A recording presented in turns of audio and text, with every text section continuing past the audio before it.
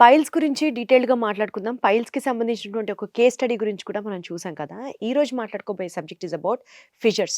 అంటే piles, fissures, ఫిస్టులు చాలా ఎక్కువగా వింటుంటాం కాబట్టి ఒక్కొక్క సబ్జెక్ట్ గురించి డీటెయిల్డ్‌గా మాట్లాడుకుంటే మనకి హెల్ప్ అవుతుంది అన్నది ఉద్దేశం.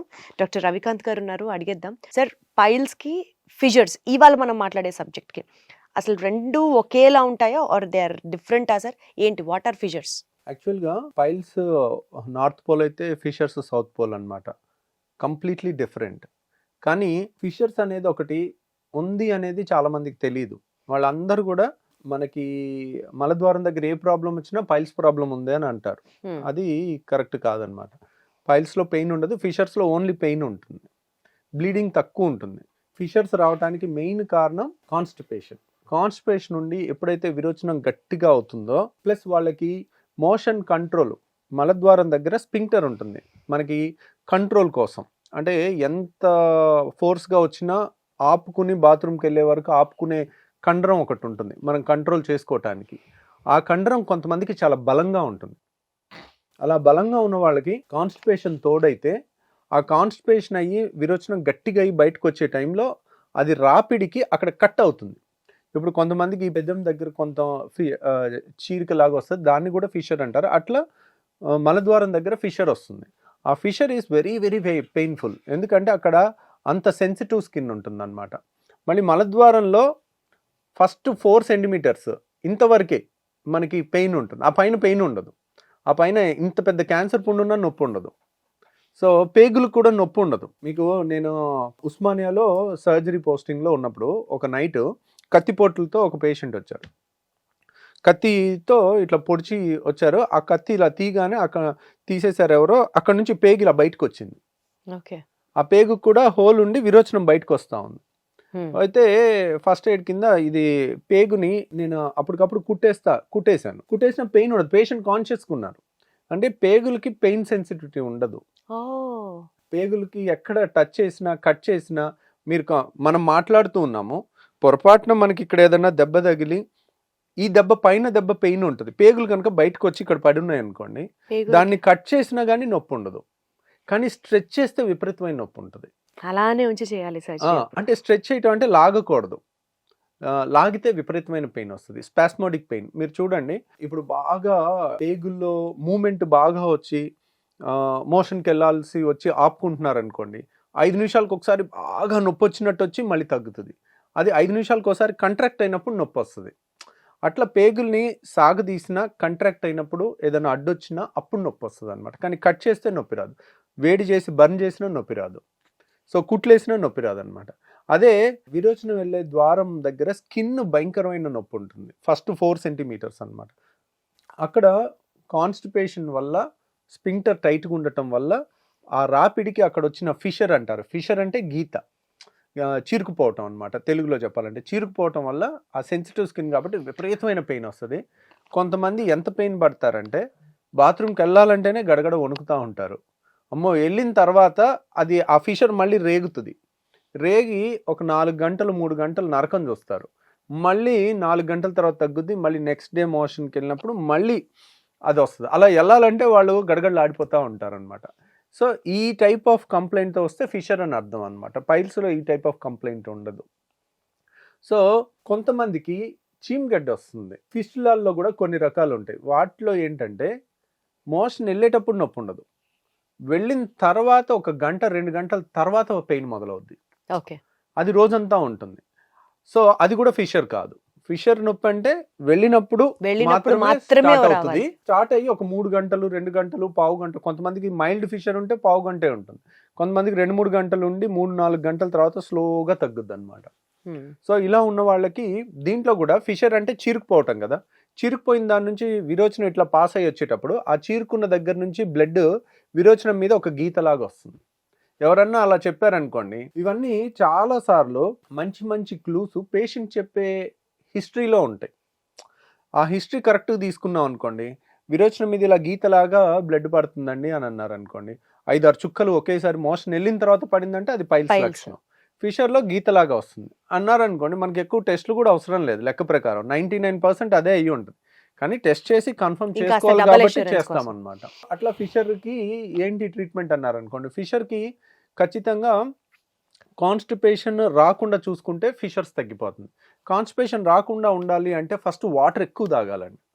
వాటర్ 3 లీటర్లకి తక్కువ తాగకూడదు. అది నెంబర్ 1 పాయింట్. తర్వాత ఫ్రూట్స్, వెజిటబుల్స్, ఫైబర్ డైట్ బాగా తింటే కూడా కాన్స్టిపేషన్ రాదు. కొంతమంది highly processed food, non veg అది తిన్న వాళ్ళకి కొంచెం కాన్స్టిపేషన్ అది ఎక్కువ ఉండే అవకాశం ఉంటుంది. ఫిషర్స్ ఉన్నవాళ్ళు కొన్నాళ్ళు నాన్ వెజ్ అవాయిడ్ చేస్తే మంచిది. ఇలా ఫుడ్ చేంజెస్ లిస్ట్ ఉంటుందండి, స్టాండర్డ్ లిస్టే. అది కూడా నేను కావాలంటే డిస్క్రిప్షన్లో షేర్ చేస్తాను. దాంట్లో ఉన్నట్టు పాటిస్తూ ఉంటే కనుక కాన్స్టిపేషన్ కనుక తగ్గగానే ప్లస్ ఒక లాక్సేటివ్ ఇచ్చామనుకోండి, ఇప్పుడు ఎక్కువ పెయిన్లో ఉన్నారు, ఒక పెయిన్ కిల్లింగ్ ట్యాబ్లెట్ ఇవ్వచ్చు, లేదంటే ఒక ఆయింట్మెంట్ ఉంటుంది, ఆయింట్మెంట్ రాసుకుంటే కూడా అక్కడ నొప్పి వెంటనే తగ్గిపోతుంది. దాంతోపాటు లాక్సేటివ్ విరోచనం గట్టిగా రాకుండా ఫ్రీగా వచ్చేటట్టు మోషన్ ఫ్రీ అయ్యే టానిక్స్ కొన్ని ఉంటాయి, ట్యాబ్లెట్స్ కొన్ని ఉంటాయి, అవి వేసుకుంటే కూడా వాళ్ళకి వెంటనే ఒక 3-4 రోజుల్లో రిలీఫ్ వచ్చేస్తుంది.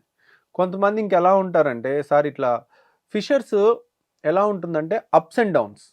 అంటే ఇప్పుడు ఫిషర్ వచ్చింది, కాన్స్టిపేషన్ వచ్చింది, వాళ్ళు ఏదో ఒక వారం రోజులు 3 రోజులు సరిగ్గా ఫుడ్ తినలేదు, డీవేట్ అయ్యారు, అప్పుడు ఎక్కువ అవుతుంది. 3-4 రోజులు ట్రీట్మెంట్ తీసుకున్నారు, ఫుడ్ జాగ్రత్తకు వచ్చారు, తగ్గిపోతుంది. మళ్ళీ ఒక 1 నెల రోజులు రాదు. 1 నెల రోజుల తర్వాత మళ్ళీ ఇంకొకసారి ఒక 4-5 రోజులు విపరీతంగా ఇబ్బంది పడతారు, మళ్ళీ రాదు. మళ్ళీ ఇంకో 2 నెలలు 3 నెలలు రాదు. అలా అప్స్ డౌన్స్ ఉంటుంది.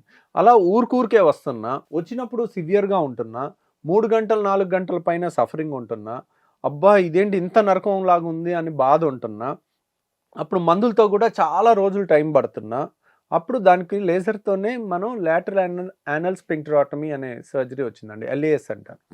అది కోత ఉండదు, కుట్టు ఉండదు, చిన్న ఆపరేషన్ 5 నిమిషాల్లో అయిపోతుంది. దాంతో కూడా చేస్తే అద్భుతమైన రిజల్ట్.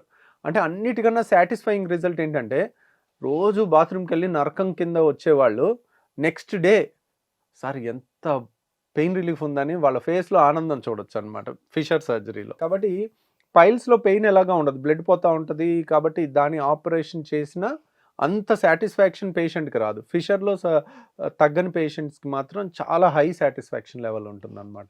సార్ ఈ ఫిషర్లో ఎస్పెషల్లీ హీలింగ్ పీరియడ్ కొంచెం ఎక్కువ ఉంటుందేమో కదా సార్, ఎందుకంటే మోషన్ పాస్ చేసిన ప్రతిసారి అక్కడ రప్చర్ లాగా అవుతూ ఉంటుంది అండ్ నొప్పి ఉంటా ఉంటుంది, తిన్నది ఎక్స్క్రీట్ చెయ్యక మానదు, and everyday it is like ఆ గాయం మీదే మళ్ళీ రప్చర్ అవుతూ కాదా? లేదు, ఎందుకంటే మనం ఈ సర్జరీలో ఏం చేస్తాం, నేనేం చెప్పాను, ఫిషర్కి కారణం ఒకటి విరోచనం గట్టిగా కాన్స్టిపేషన్ వల్ల రావటం నెంబర్ 1. నెంబర్ 2 స్పింక్టర్ చాలా టైట్గా ఉండాలి. ఈ 2 కాంబినేషన్ కుదిరితే బాగా గట్టి ఫిషర్ వస్తుంది అనమాట. కాబట్టి ఈ టైట్ స్పింక్టర్ని కొద్దిగా లూజ్ చేస్తాం, కాబట్టి వాళ్ళకి మోషన్ కొంచెం గట్టిగా వచ్చినా ఫ్రీగా వెళ్ళిపోతుంది, కాబట్టి నొప్పి రాదనమాట. ప్లస్ మీరు అన్నట్టు ఇన్ఫెక్షన్స్ కానీ నొప్పి కానీ ఫిషర్ సర్జరీ అయిన వాళ్ళకి సర్జరీ నొప్పి కూడా అసలు తెలియదు, రోజు వాళ్ళు పడే నొప్పి ముందు ఇది నథింగ్ అనమాట, స్వర్గంలాగా ఉంటుంది వాళ్ళకి. అదే పైల్స్ వాళ్ళకి, piles is a painless condition, piles వాళ్ళకి ఓన్లీ బ్లీడింగే కంప్లైంట్ ఉండదు, పెయిన్ ఉండదు, 99% ఉండదు. కాబట్టి వాళ్ళకి ఆపరేషన్ తర్వాత నొప్పి ఉంటుంది, వాళ్ళకి హీలింగ్ కొంత టైం పట్టుద్ది. లేజర్ కాకుండా మామూలుది చేస్తే, లేటెస్ట్ హాల్ అనేది, లేజర్ ఒక్కటే చేస్తే మంచి రిజల్ట్ రాదండి, హాల్ కూడా చేస్తేనే, హాల్ విత్ లేజరే మంచి రిజల్ట్ వస్తుంది. హెమరాయిడల్ ఆర్టరీ లైగేషన్ చేసి అప్పుడు వాళ్ళకి పెయిన్ రాదు. అదే మామూలు సర్జరీ పైల్స్కి చేసామనుకోండి, ఓల్డ్ టైం చేసేది, భయంకరమైన పెయిన్ వస్తుంది వాళ్ళకి. సో ఇప్పుడు ఈ ఫిషర్స్ ఉన్న వాళ్ళకి మీరు చెప్పే లేజర్ సర్జరీ ప్రతి ఒక్కరికి సజెస్ట్ చేస్తారా, దానికి ఏమైనా టైం ఇస్తారా సార్? వాళ్ళకి ఇక్కడ నిర్ణయం డాక్టర్ది కాదండి, ఇక్కడ నిర్ణయం పేషెంట్ది. సో నేను ఒకటే అడుగుతాను, ఏమంటే మీరు ఈ బాధ భరించగలుగుతారన్నారా, ఇంకో 2-3 రోజులు భరించగలరా, మందులు వాడితే తగ్గే అవకాశం ఉంది, ఒక 3 రోజులు భరించగలంటే చూద్దాం, మందులతో కొంచెం ఓపిక పట్టండి, దీంతో తగ్గిపోతుంది. మందులు ఇచ్చాము, వాళ్ళకి తగ్గిపోయింది, హ్యాపీ. మళ్ళీ రాలేదు, మీరు ఈ జాగ్రత్తలు పాటిస్తే మళ్ళీ రాదు, ఓకే.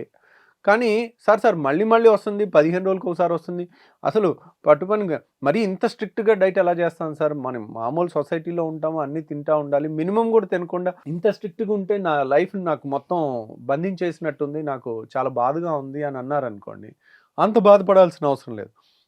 ఈ లేజర్తో వచ్చిన లేటెస్ట్ టెక్నాలజీలో మీరు అంత భయపడాల్సినంత పెద్ద ఆపరేషన్ కూడా కాదు, అంత పెద్ద సైడ్ ఎఫెక్ట్స్ కూడా ఉండవు.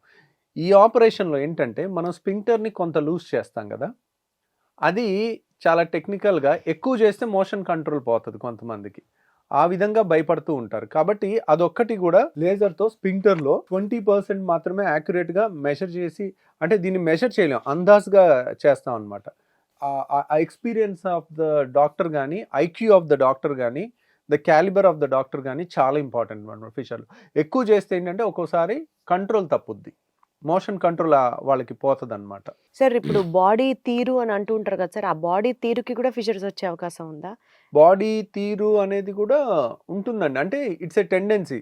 ఒక్కొక్కళ్ళకి ఒక్కొక్క బాడీ తీరులో ఒక్కొక్క జబ్బు ఎక్కువ వచ్చే అవకాశం ఉంటుంది. ఫిషర్స్ కి కూడా ఆ కోవ కిందకి వేయచ్చా? అలా ఉండదండి. It's a tendency. చెప్తున్నాను కదా, తీరు అంటే వాళ్ళకి స్పింక్టర్ టైట్ ఉందనుకోండి, వాళ్ళకి కొద్ది కాన్స్టిపేషన్ వచ్చినా ఫిషర్స్ వచ్చే వచ్చేస్తుంది. అవకాశం ఉంది. వాళ్ళకి స్పింక్టర్ లూజ్ ఉందనుకోండి, వాళ్ళకి కాన్స్టిపేషన్ ఎక్కువ వచ్చినా కానీ వాళ్ళకి నొప్పి ఉండదు. సో కాన్స్టిపేషన్ ఉన్న వాళ్ళందరికీ ఫిషర్ రాదు.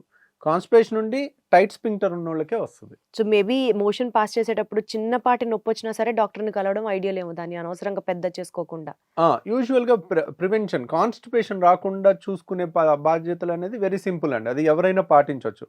అంటే వాటర్ ఎక్కువ తాగటం, ఫైబర్, రోజు ఒక 2 అరటిపళ్ళు తిన్నారనుకోండి, లేదా కామన్గా తక్కువ ఖర్చు ఎవరైనా తినొచ్చు, ఏ ఫ్యామిలీ అయినా అట్లా చేసుకుంటే కనుక సింపుల్ రెమెడీతోనే అయిపోతుంది. సో బేసికల్గా prevention is better than cure అన్నది ఫస్ట్ పాయింట్ మీరు చెప్పేది. రెండోది కింద డిస్క్రిప్షన్లో మీరు యాడ్ చేస్తా అన్నారు డైట్ చార్ట్. సో అదొకసారి చెక్ చేయండి, మీకు చాలా హెల్ప్ అవుతుంది. So that you can rather prevent it and feel safe and happy. అంతవరకు అర్థమవుతుంది. Thank you.